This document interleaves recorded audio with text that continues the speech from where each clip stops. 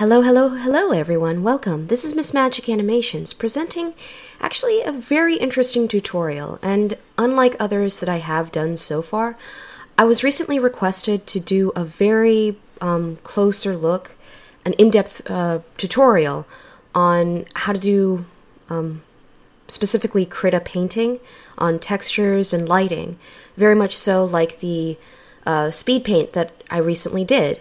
So what this is going to be is this is actually going to be a playback of the speed paint, except with its original speed, and with me talking over the techniques that I used and also the mindset that I used. So I hope that this works out very well, and just as a warning, it's going to be a very, very long tutorial, but that's the thing, it's going to be very much in depth. So I hope you guys enjoy this. Okay, so now the video is starting. So here I have Krita open, and I just set the dimensions.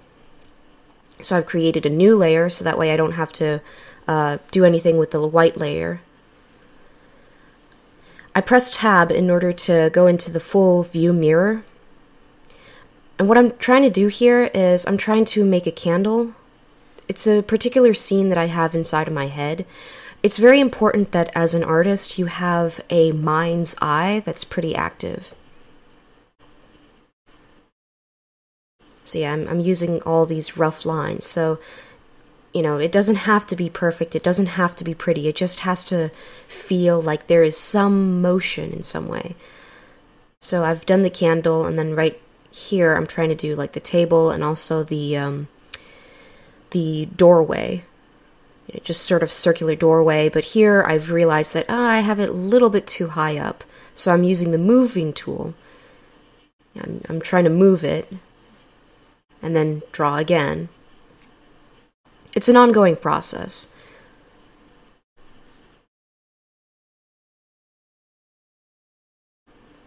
So yeah, I'm trying to refine the table a little bit more and also refine the window, or doorway, actually.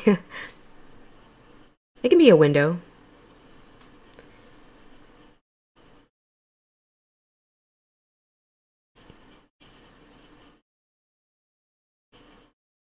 So yeah, right here I'm trying to figure out like how I want the doorway to be set, and right here I'm erasing the rougher lines because I want to know where I'm supposed to follow. What are the main lines that I want to follow?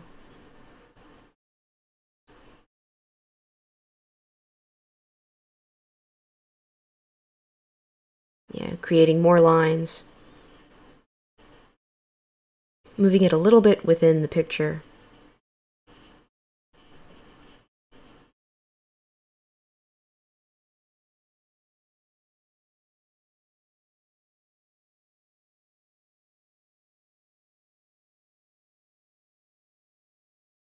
Yeah, when you want to scale, but scale without distorting the picture, while you're pressing the control to scale it, press shift. That way you're scaling without distorting the image. And again, I'm trying to erase rougher lines.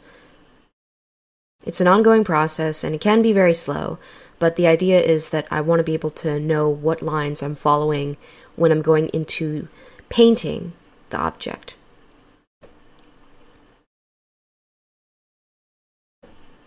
And here I'm trying to figure out, like, I want something on the table.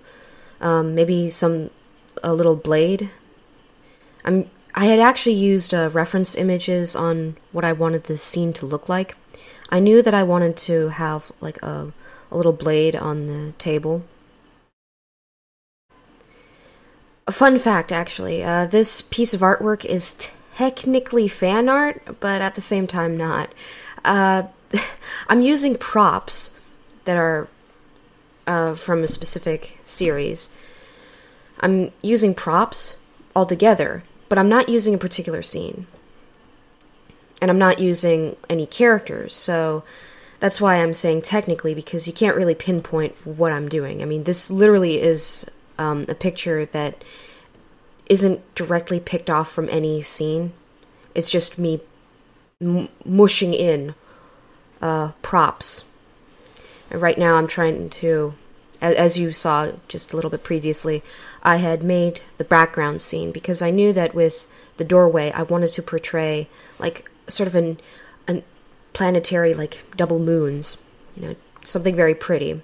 And I wanted to have sort of these cities or some mountains at the behind as the backdrop. Because if you look at a lot of landscapes, you will usually have like cities that are not quite detailed. And here I'm making a banner just on the wall, so that way it doesn't look plain. You don't want the wall to be plain.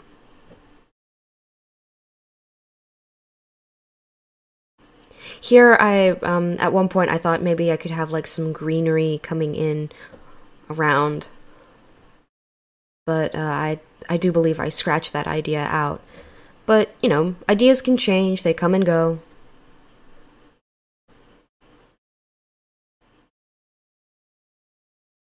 Now here I'm trying to refine the blade a little bit more.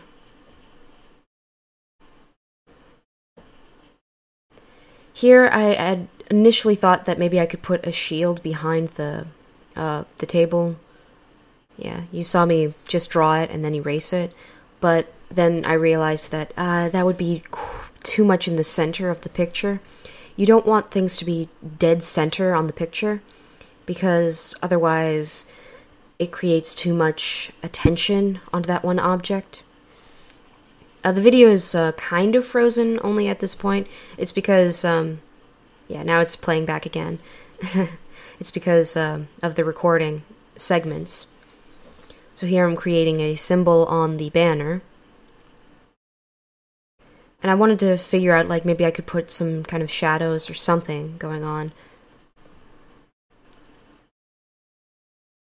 I'm creating another layer. And I'm putting on white because I didn't quite want to mess around with the picture, but then I'm drawing over with blue. You can use different colors when you're doing your outline sketch. I'm creating a symbolic flower, again, a prop.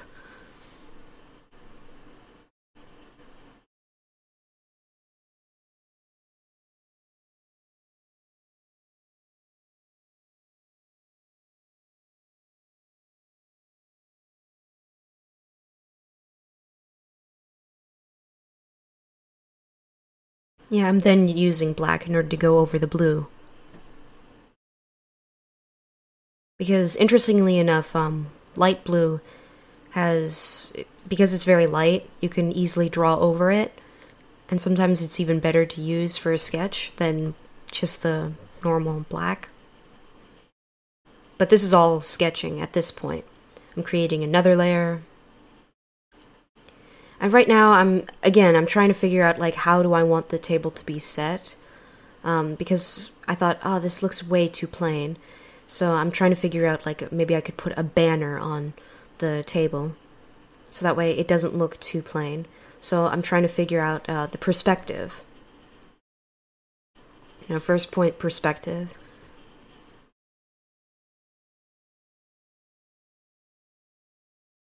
Then I'm creating a group layer for the sketch.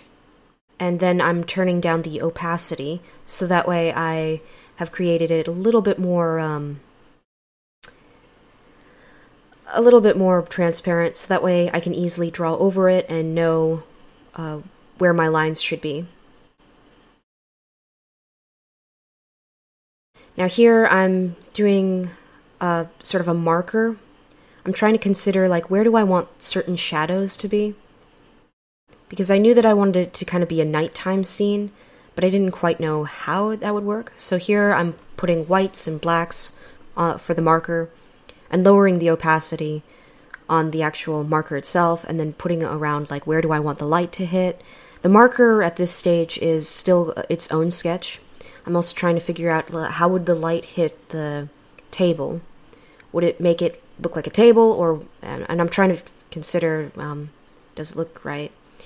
And here I'm actually using a pen that goes with Krita. It's the light tool, where it will actually create a light source, like just this point of light.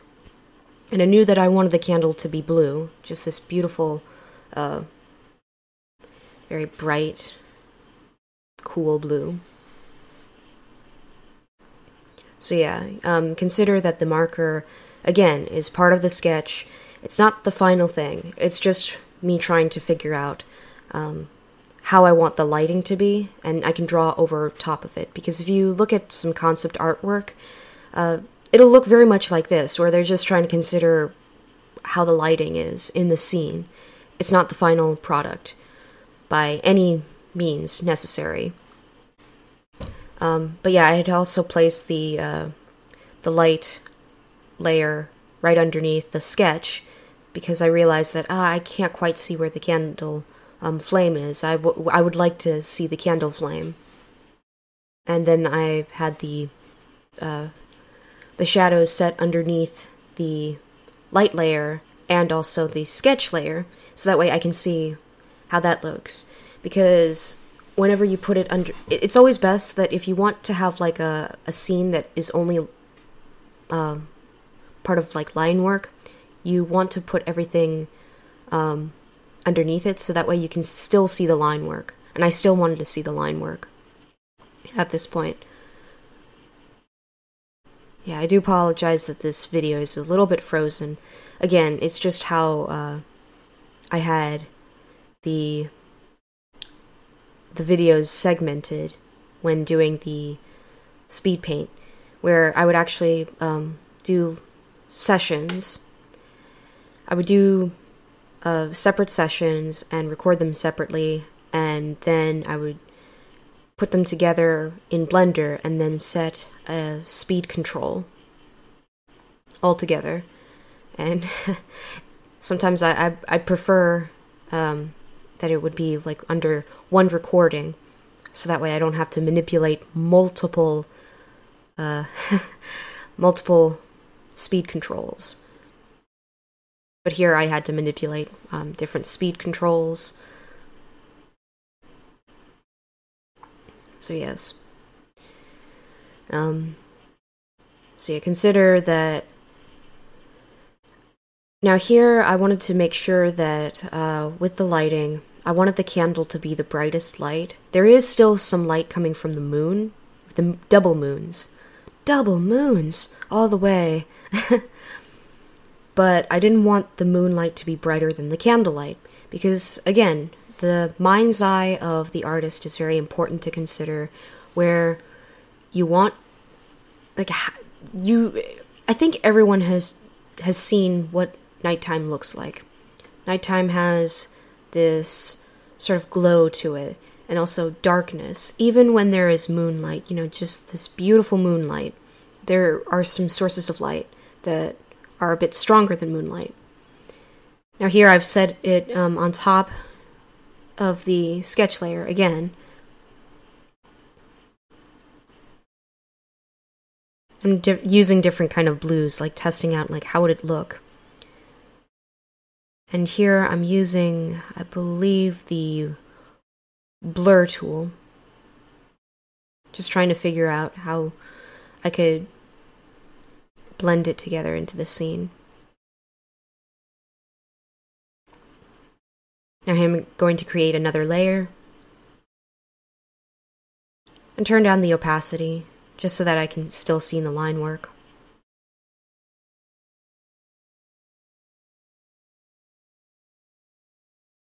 And I'm creating another light source, but this time for the actual flame of the candle itself,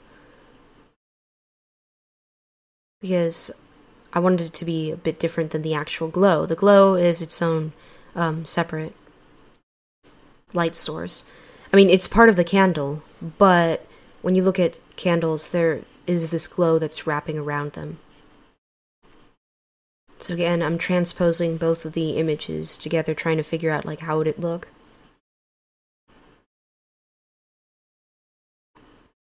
Trying to consider the light source.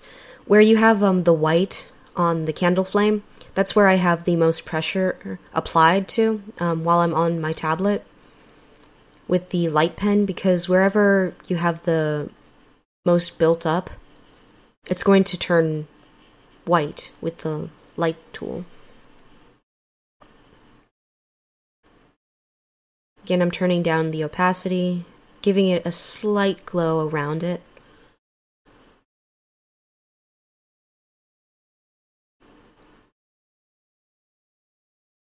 Manipulating the size and the opacity again. Then moving it down underneath that, the flame glow.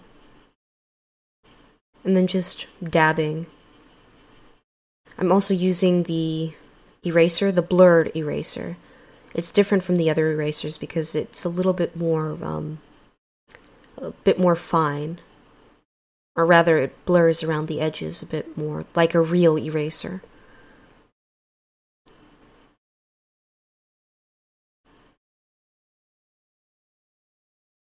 Now here I'm trying to consider like how I want the wall to look.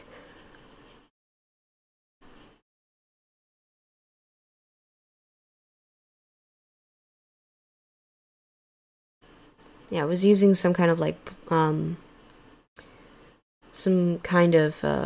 marker tool in some way, trying to get the color of the wall underneath. But then I realized that when it builds up, it creates this pure, a lighter brown, which I didn't want.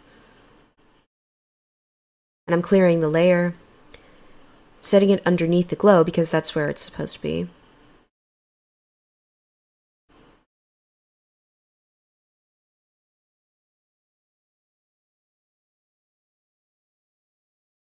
Again, having a marker, setting the size and opacity a little bit low, and setting it underneath the glow. And it's fine that I'm going over the banner because I can still see the line work because all of that is still underneath the line work. And here I'm putting in more of a black because even though it's brown, when you look at nighttime scenes, there's still this darkness, and you can't quite tell what certain materials look like, what their actual colors are. And I'm using the blur pen in order to blur in and blend the colors together.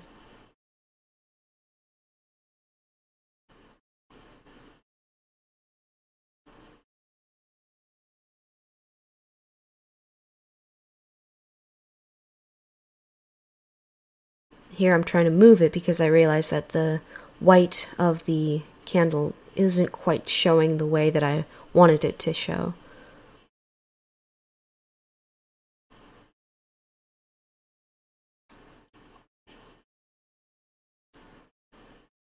And here I'm trying to do a smooth eraser, trying to get the glow a little bit more realistic.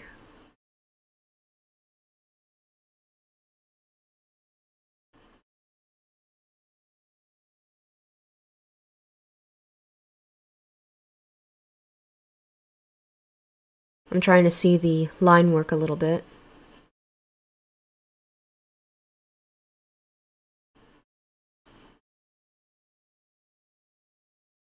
Yeah, the eye actually works in hiding the layer, or unhiding it.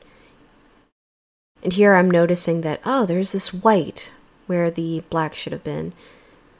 And it's fine to apply that black because the glow is actually supposed to be the greatest light source. So I'm using a watercolor pen.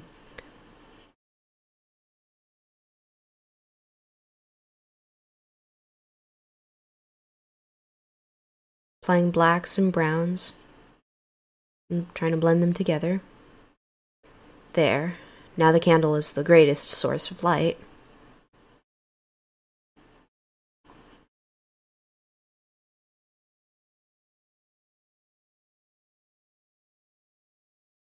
Now here I'm going to try to blur the light a little bit because it seems a little bit too stark of a difference towards the shadow. But I'm applying it gently with the tablet. not too much pressure.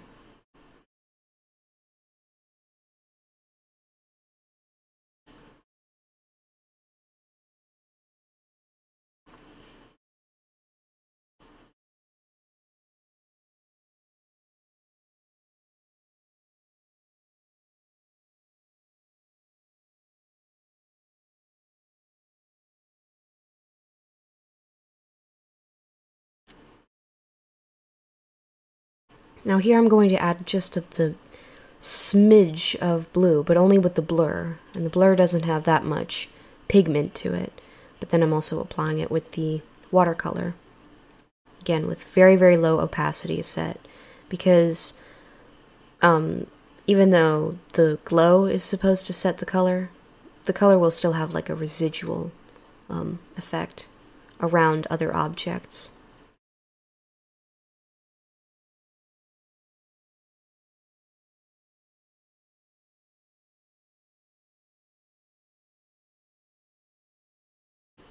Another layer. And this time set for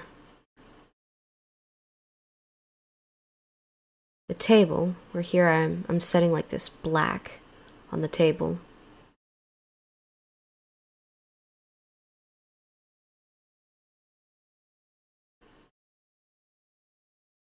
Just this pure black.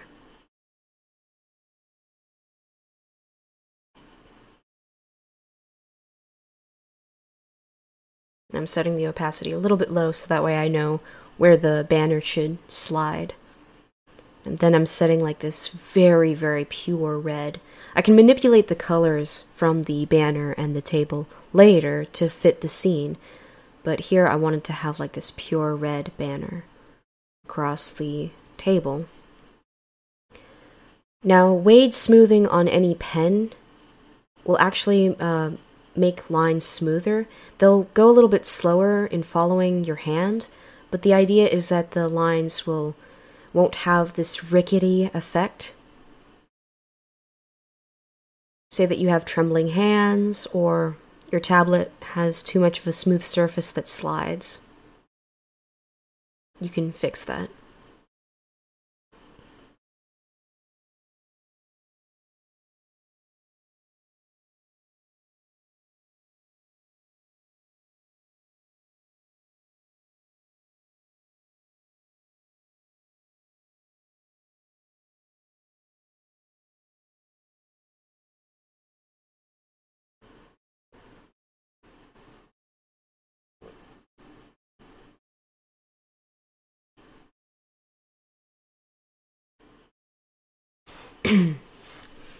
Now I'm trying to see how it will look,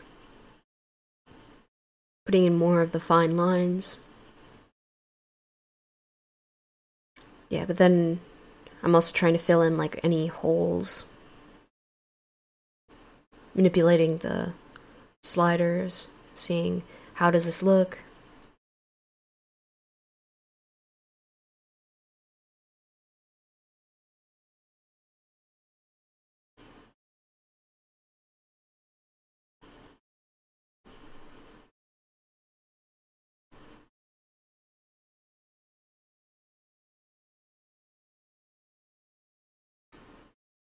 You're getting the edges just right.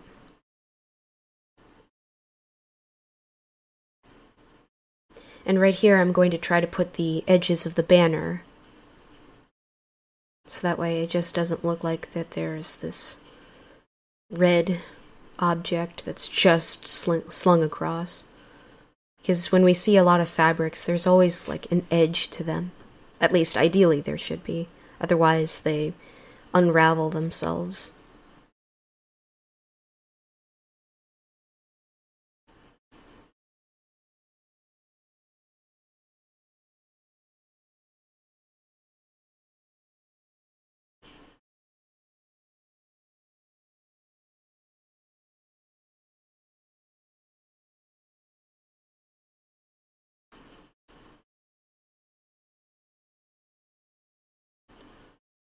Now here I'm trying to figure out how I would manipulate the colors of the scene so that way it would match the sort of dark, kind of bluish glow. Because I realized that these are like pure colors. And there's nothing wrong with that, but it's just that, you want the red to be a little bit more desaturated. So here I'm trying to manipulate all these tools with a new layer where you can do darken. And again, I've never tried these sort of tools. So here I'm trying to manipulate darken. How does it look with darken? And it's fine. Yeah. What's interesting about the layers that have different settings to them is that they will only manipulate the settings of a layer that is directly underneath the previous one.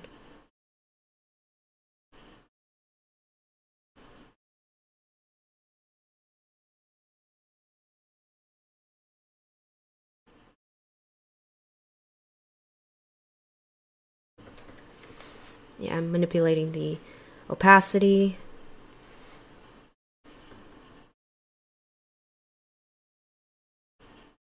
And then merging, but then I realized that, there's something weird about it. Yeah, again, a bit of a noob to the layer controls. So I'm trying to figure out, well, what can I do? Is it darken? Is it overlay? Yeah, color dodge didn't do that much. It actually made it brighter. And that's the last thing that I needed.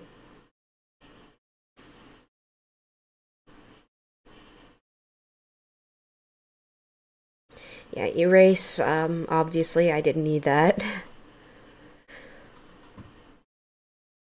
Now burn actually did desaturate the colors a little bit. And here I'm just trying to figure out, well, what does this do?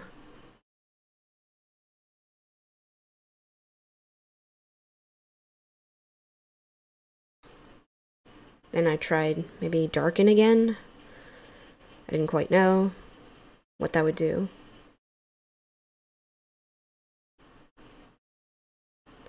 So now I'm going to use like a blue with a new layer that's normal.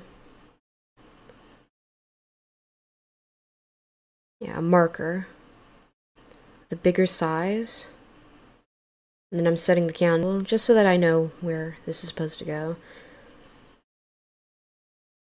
Like where the light follows in accordance to the candle light.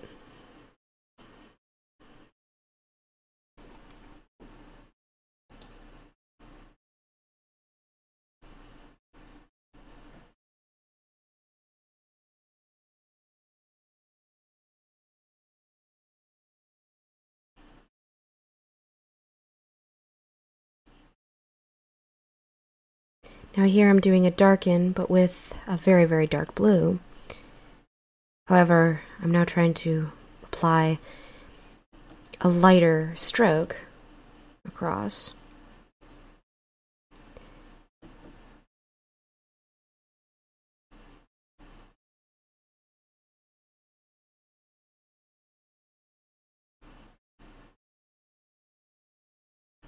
Here I'm lowering the opacity, because it actually does fall very, very well. And I'm applying it everywhere else for the sake of consistency in color and lighting.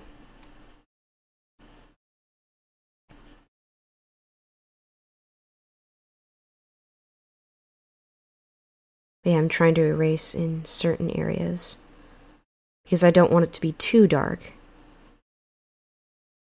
but also blurring.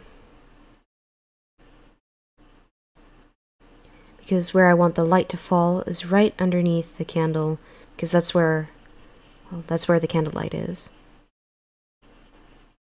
It actually does very, very well.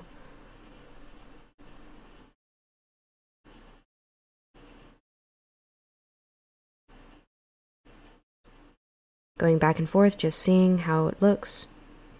And the darken actually gives this really, really well done effect that I hadn't originally anticipated, where it was able to give a nighttime sort of bluish glow to the surrounding areas throughout the entire picture, without distorting the glow. Now here I'm trying to get the candle, and right now I'm trying to go back to basic smoothing, which is essentially just regular. And I'm trying to get where you have the candle wax, and also where you have the candle light just hit.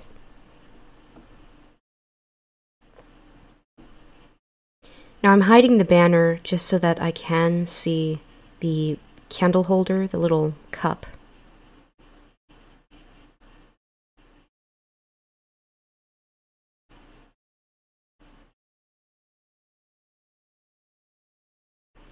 Now here I'm trying to get a bit of a better stroke.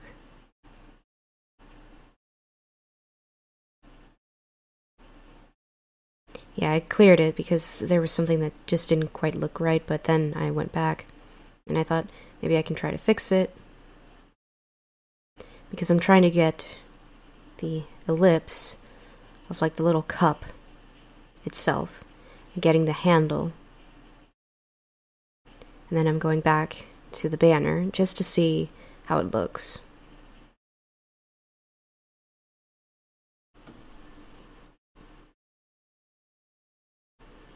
Then I'm using a marker tool.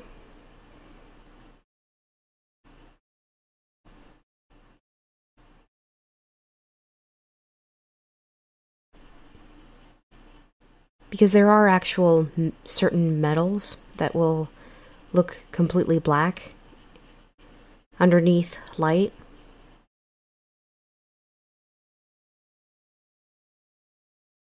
And at home I actually do have a bit of a candle holder that is of like this black metal.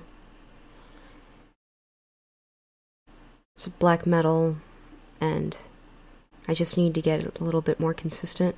Again, you want to apply what you know in the real world to your artwork.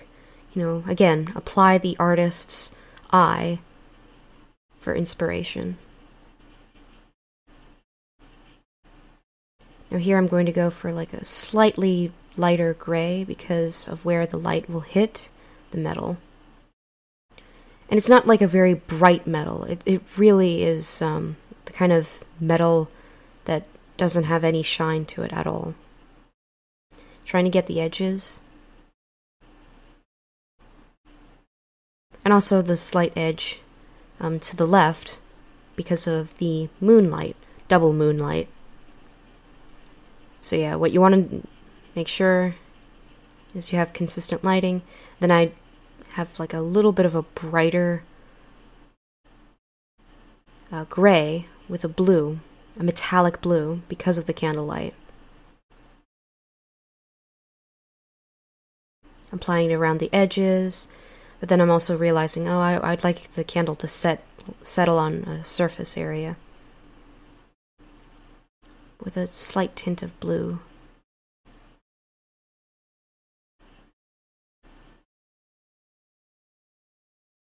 Yeah, I'm applying markers. Markers have a very, very smooth transition, so they don't have stark colors.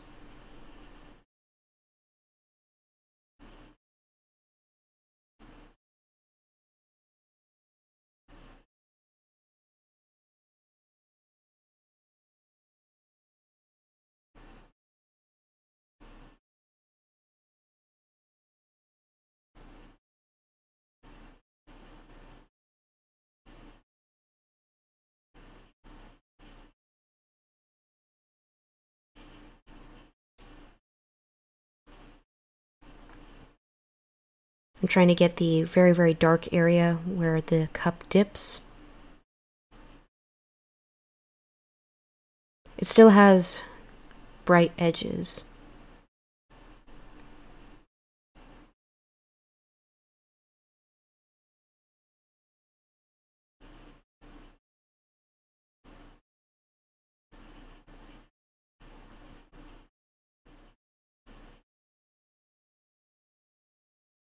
Now I'm also trying to figure out, well, how will the candle look itself?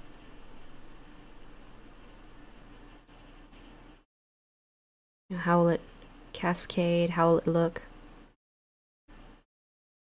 And again, I'm using a marker, but I'm applying different kind of pressures, and because of the blue that I had set down in the bottom, it's mixing with the blue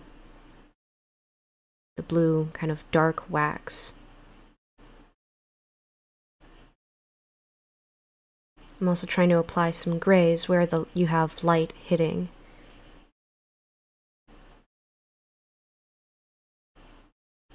I'm also using the color picker, because I think at the time I didn't have quite the right shade of bright gray. Because again, I wanted to be able to have like different consistencies of where you have wax showing, where you have the light going down.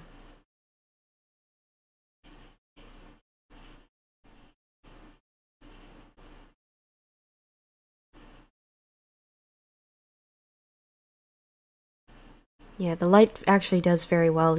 Keep in mind that on the top, right beneath the flame, you have a very, very bright shade because of where the light is hitting. And then, again, I'm also trying to apply that around different areas of the candle because of how you have wax droplets. Where you have wax dropping down, little droplets as it's melting down. Trying to give it form, then putting down like a little wick in order to connect the flame. Otherwise, it just looks like the flame is hovering.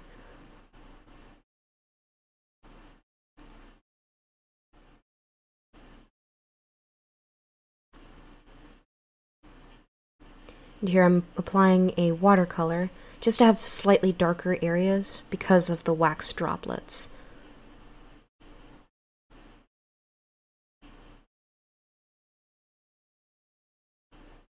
Yeah, right underneath the initial wax droplet on the top.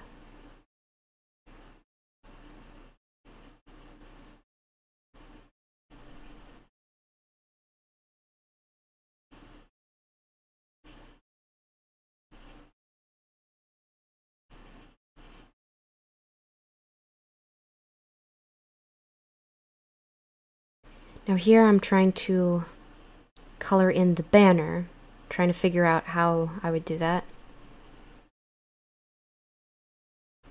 At first I thought about having a blue color, but I didn't quite think that that would look right. Yeah, I'm applying a blue. But I don't think it suited the earthy color of the wall beneath, right behind the banner. So I got rid of that. And I thought maybe I could apply a color that's more earthy. You can actually get the color palettes in Krita when you go down, and there's a little button that has the color palettes with the arrow at the bottom. And you can select these different color palettes. Now I've applied sort of an earthy color to the banner again, with a slightly more desaturated brown. It's not as dark as the brown on the wall. And I'm applying a marker with different pressures applied to the pen. Then I'm also trying to apply the little symbol that I put on the banner. However, the grays seem to turn out a little bit too stark. So I'm trying to experiment on, well, how can I make it a little bit evident that there's a symbol, but not too evident.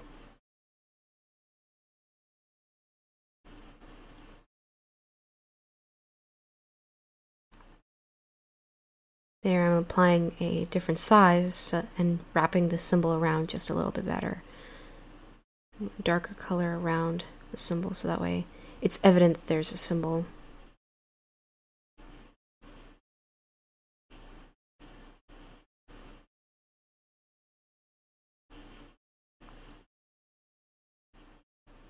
Different opacity, and applying a marker just to cover it. So that way it doesn't look quite evident, and then erasing certain parts, so that way it doesn't manipulate the glow of the candle.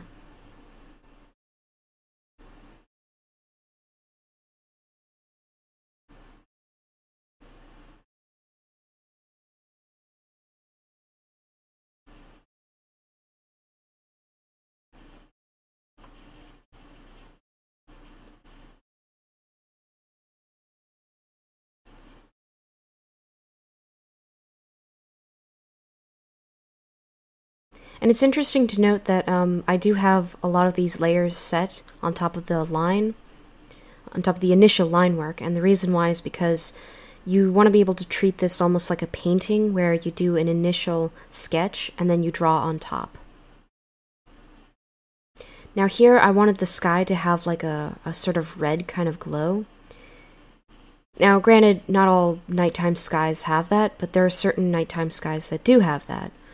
Now the marker set was very odd, so I was trying to figure out how I could have like a nighttime red sky. At first I thought maybe blue, but there was already enough blue, and I thought maybe I could have a red contrast. So I thought, okay, maybe I should blur the initial marker layer with this blue kind of blur. Maybe that wouldn't distort the red as much. So I thought, okay, maybe I can manipulate the ground. Now, what's interesting about the ground in landscapes in the evening, even if you step outside during the night, you can tell that it's always dark. There's just this darkness to it.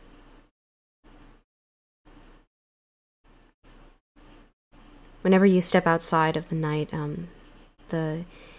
the evening ground is, from the distance, is really, really dark, and what tends to be the most illuminated objects around are objects that have to do with the moonlight, and also maybe even lantern light, like street light, because there are some streets that are pretty bright.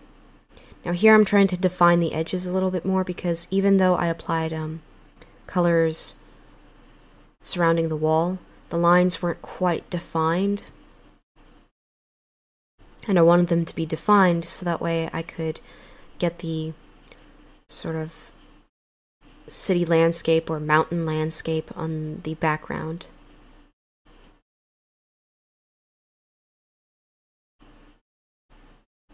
You know, and I have that all black because, again, when you look out into the distance of the night, there's always like this silhouette. You know, it doesn't quite have like all of its colors.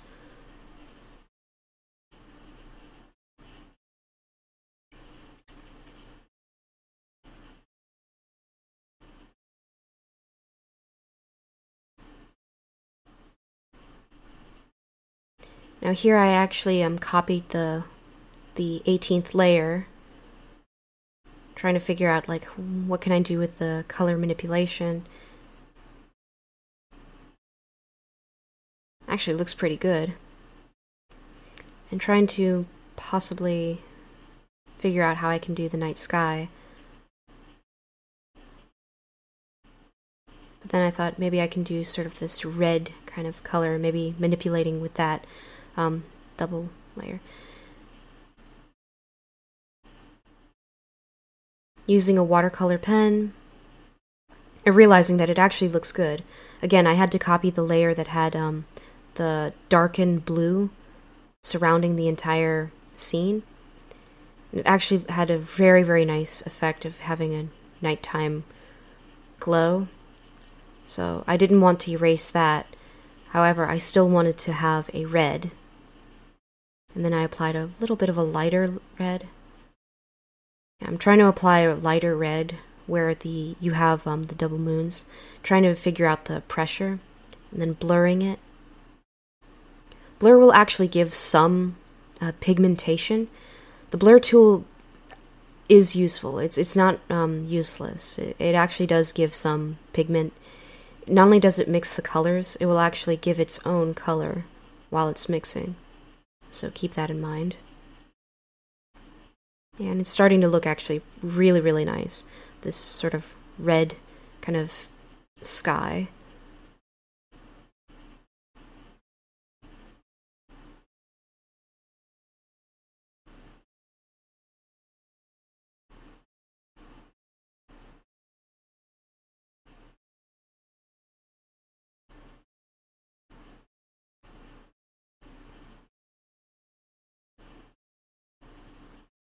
Again, trying to define the city, or rather the window or doorway. Trying to manipulate the doorway, define it a bit more, so that way it doesn't blend in with the background too much. It is part of the background, but it doesn't blend in with the outside.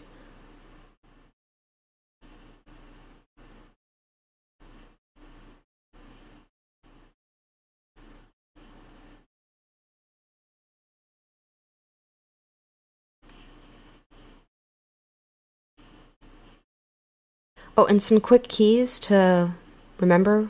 The way that I'm able to undo certain events is Control Z to undo. It's a quick key.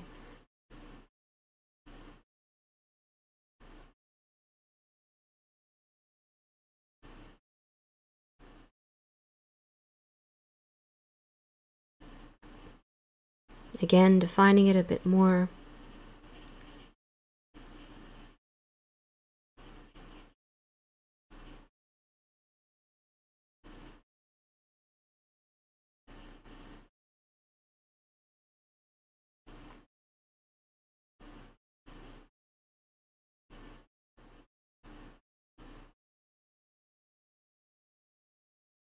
And applying a new layer just now for the ground, because it does have to be dark, and I wanted it to have some kind of pigment of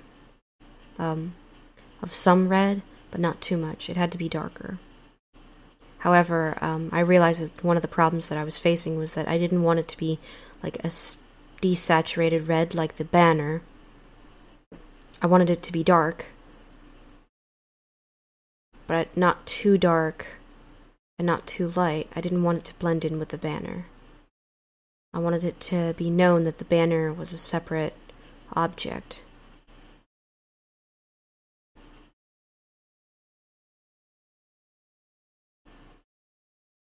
So then I was trying to experiment, like, okay, maybe it should be a gray.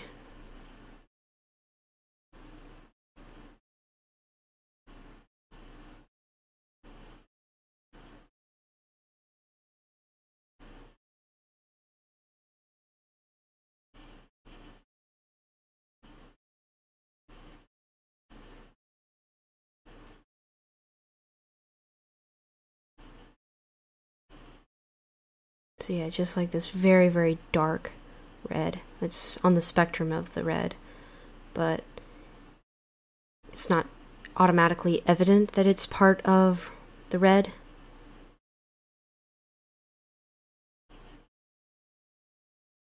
But yeah, the banner is still defined as separate, so that was the goal.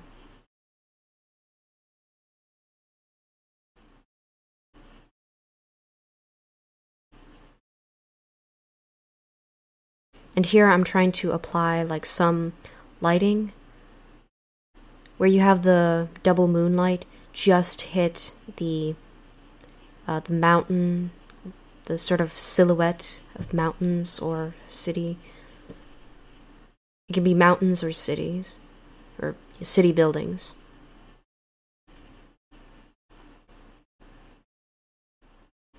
I'm using weight smoothing because I wanted it to be smooth enough so that way you had tips just going cascading away. So they're defining.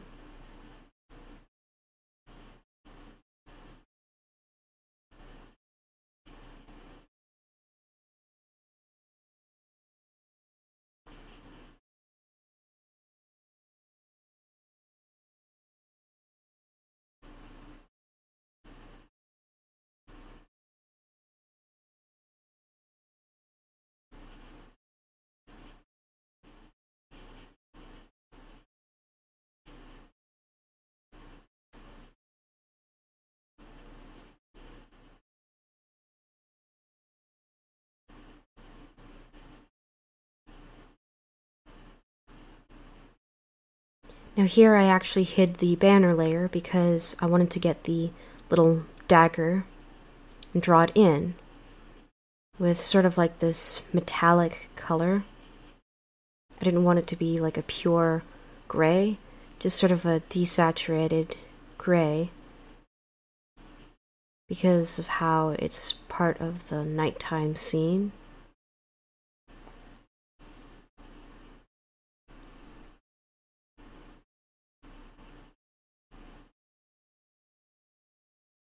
Getting the hilt and also the edge of the knife itself. And the handle.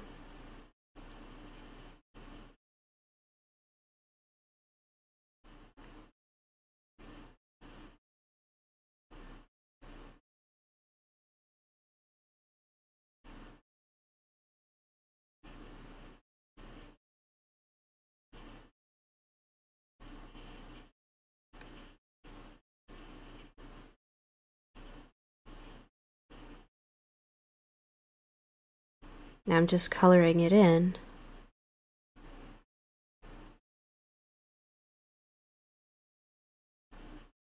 And also refining the edges by erasing certain edges. That way it doesn't look too rickety.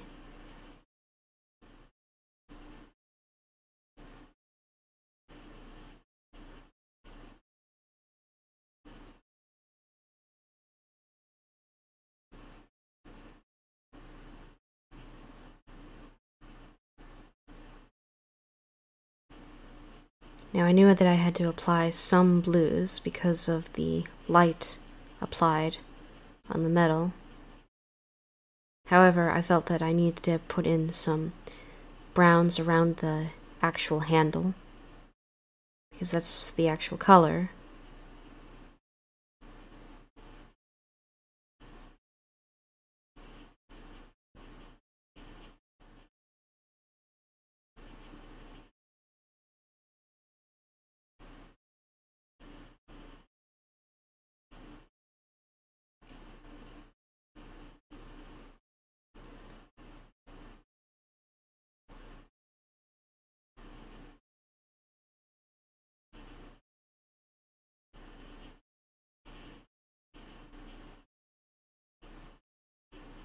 Now I'm applying the brown around the actual dagger itself as almost like a shadow, but also as part of the design on the actual blade itself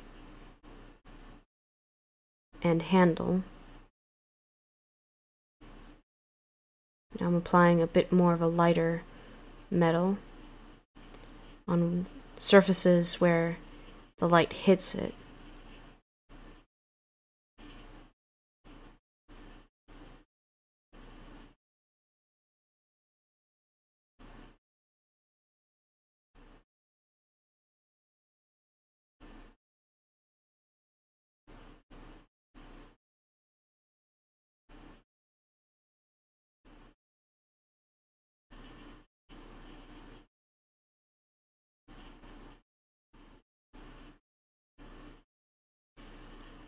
Applying a little bit of a light blue with the marker.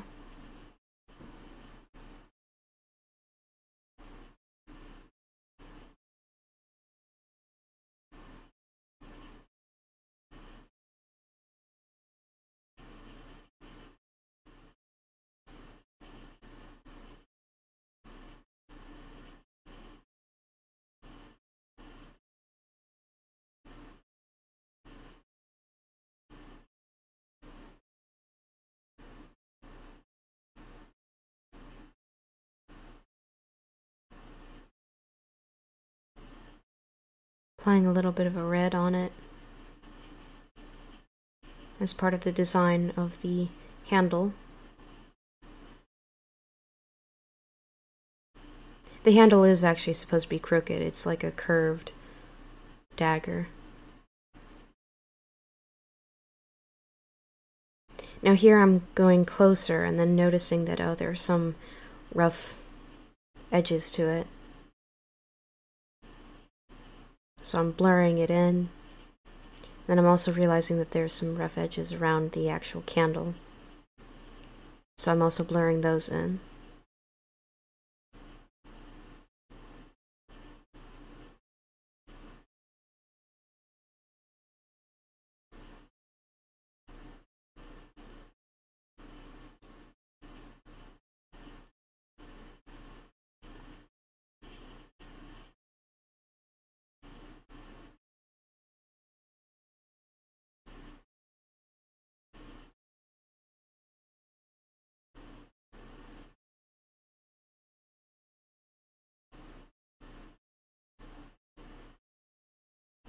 Trying to define more of an edge to the blade.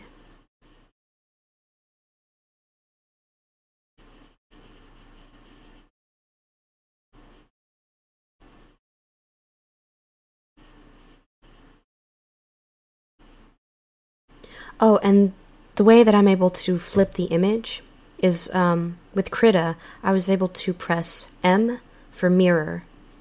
It mirrors the object, well, rather, it mirrors the entire canvas, just so that you can see if it looks right on whether you could flip the image. You know, does it look right if you flip the image?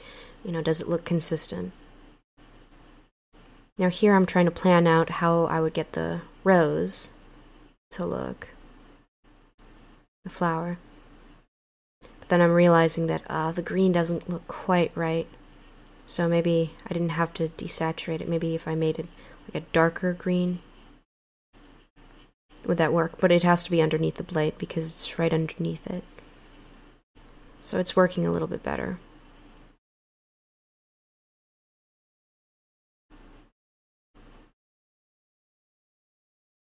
And applying the leaves on it.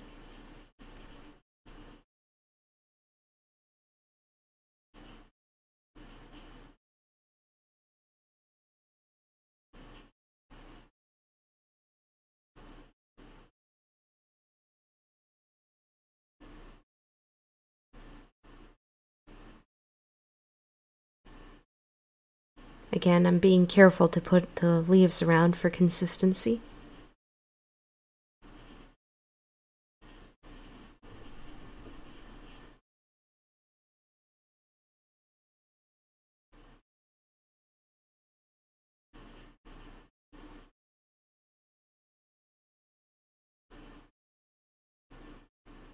Now I'm also going to apply a shadow around the actual green.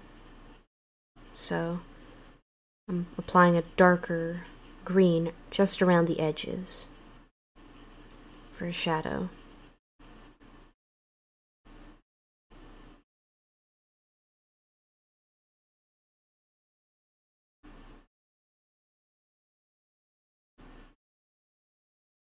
Even around the leaves.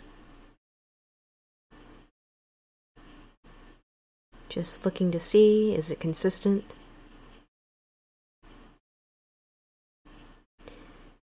Now I'm actually going to try to apply a sketch on the actual rose itself.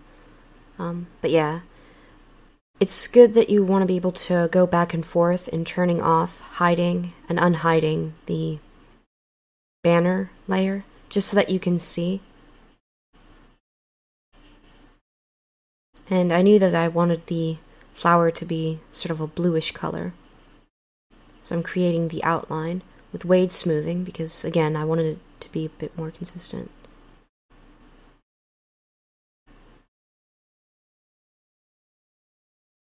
I'm going to pick the color because I thought that that color was the best, so the color of the candle I thought was really, really good, so I wanted it to be the same color. And yes, the flower that I decided to draw actually does have like little points like that. Like little points that go out on its petals. It's just the kind of flower that it is. And it's really good that wade smoothing can do that. So with petals, what I usually do is I work around from the outside and then work gradually more with inside. And I try to make sure that I have the petals overlapping to a certain degree. So that way it looks like an actual flower, because flowers, they have their petals overlapping. And I'm trying to see how it looks with the banner.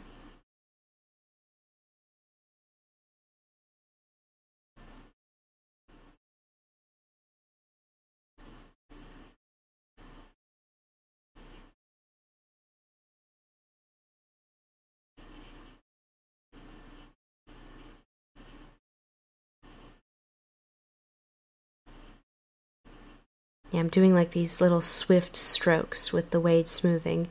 Just sort of like a shwick and a shwick.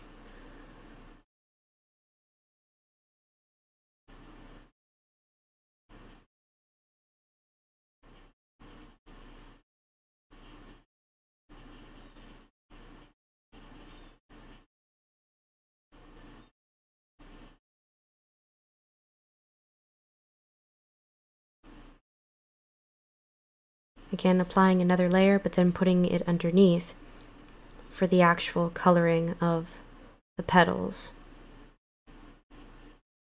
That's like a slightly lighter blue. However, later on I would actually darken that blue.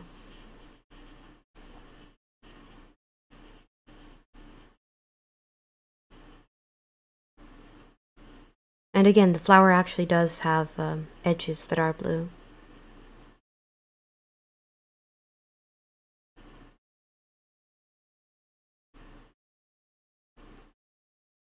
It looks good, however, it doesn't seem very consistent with the rest of the scene, so here I'm trying to darken it a little bit and then apply a marker. Whoa.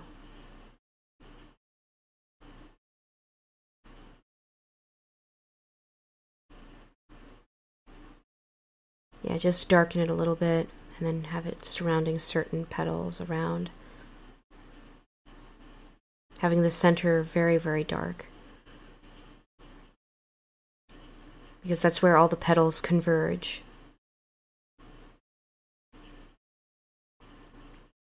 I then look out to see, it's starting to look better. However, there is some light, a little bit of white around certain petals.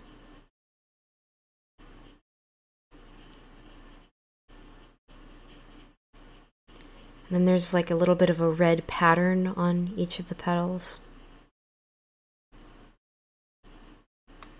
They're very, very tiny. Yeah, like little red dashes.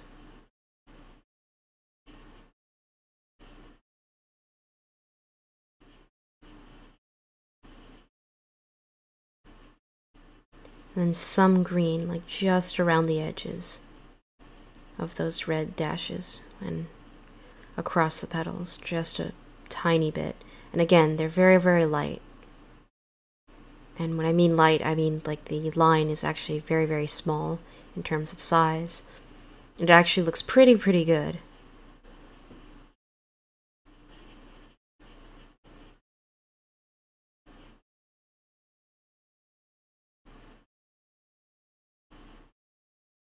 However, I wanted to light up the petals just a little bit and also fill in any gaps.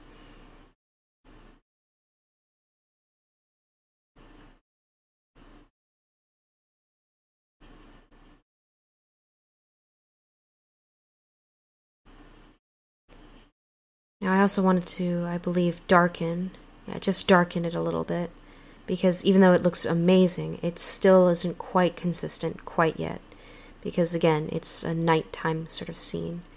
I have to be very careful not to draw the actual table on top. So yeah, I have to look at the scene. Like, how does it look?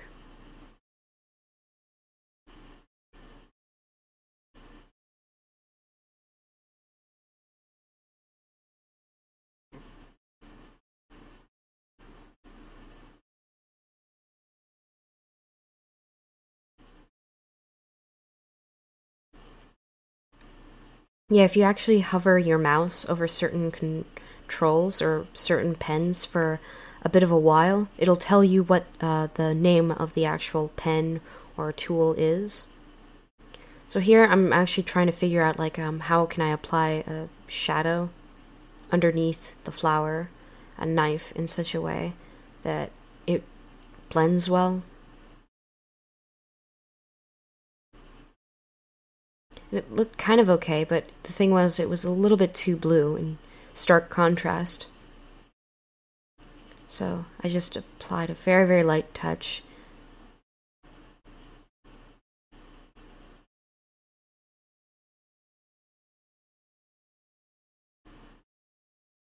However, it was still a little too blue around those shadows, because I wanted to have consistent shadows.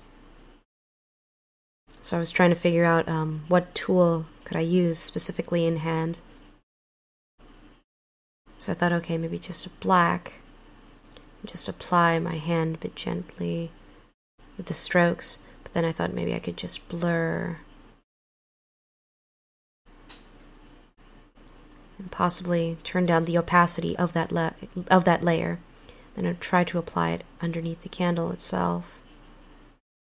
Because there is some light, but, you know, again, underneath the actual cup itself.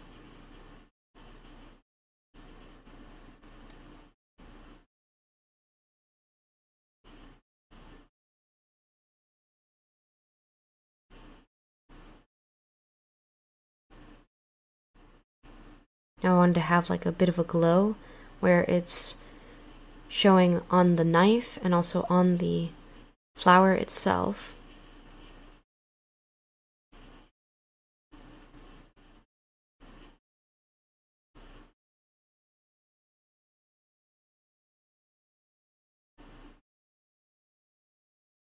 And certain areas of the petals, and also on the blade itself, and on the edge of the actual cup. Just this glow. And around the stem, this light blue, but not too light. Again, had to be very careful with my pressure on the tablet. Around the edges.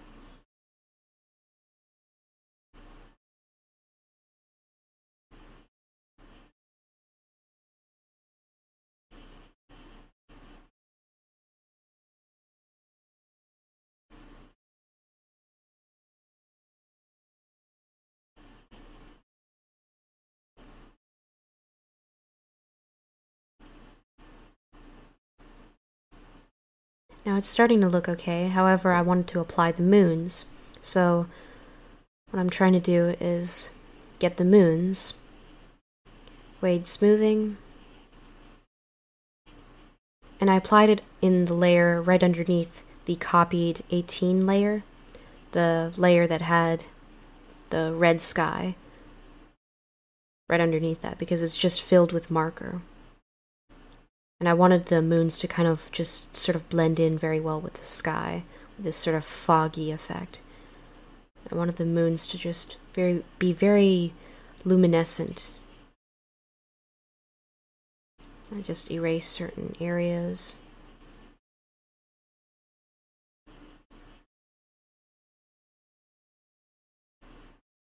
However, I also wanted the moons to actually glow a little bit. However, I realized that they just seem to kind of blend in a little too much.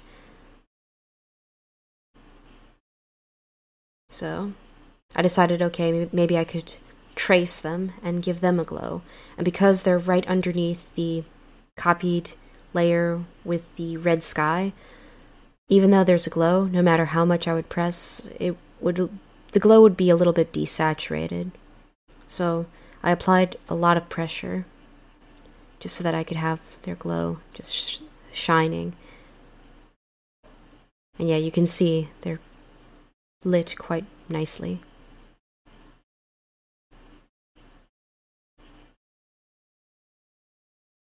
Now here I noticed that there was a little bit of a blue showing, so I need to get that somehow.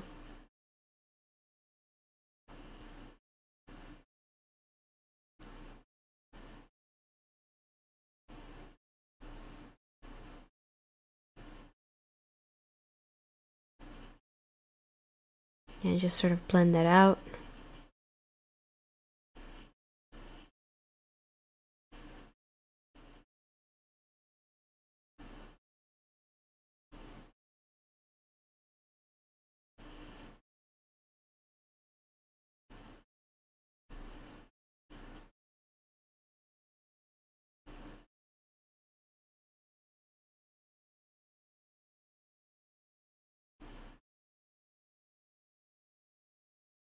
Yeah, and I'm then trying to step out and look out and see if it looks okay.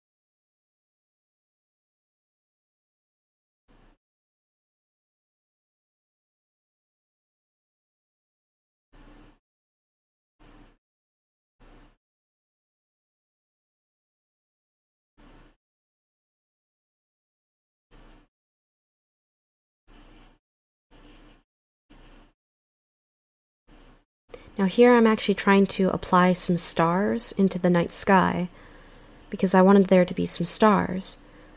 There, see? Beautiful, beautiful stars. However, I also wanted them to be able to fit into the sky itself.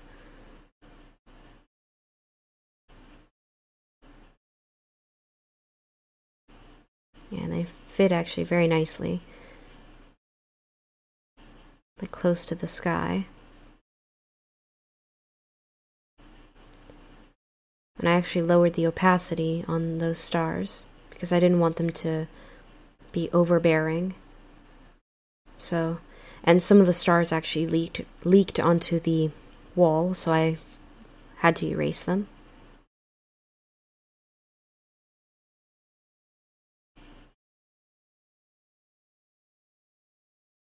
I'm just examining the scene, seeing if everything's okay. You have some very, very nice stars showing through.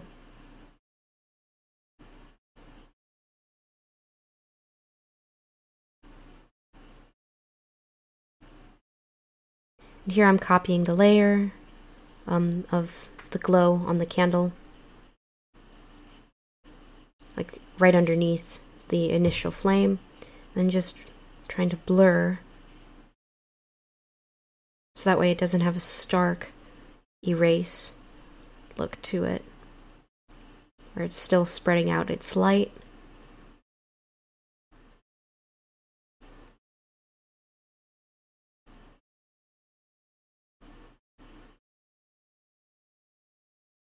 But then I'm also lowering the opacity,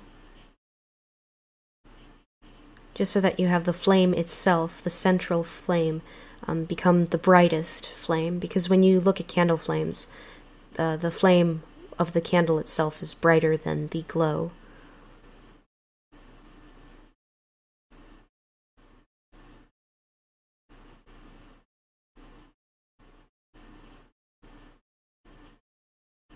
And here, I'm actually just going to put my initials, actually. Yeah.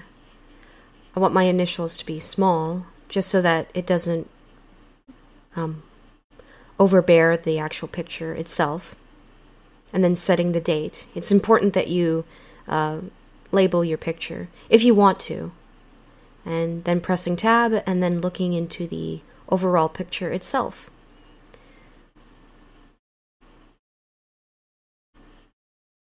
So yeah, thank you. This has actually been the picture. Thank you very much for watching. This is the final product. This is Miss Magic Animations. Signing out. Yeah. And happy drawing, and live long and prosper. Thank you.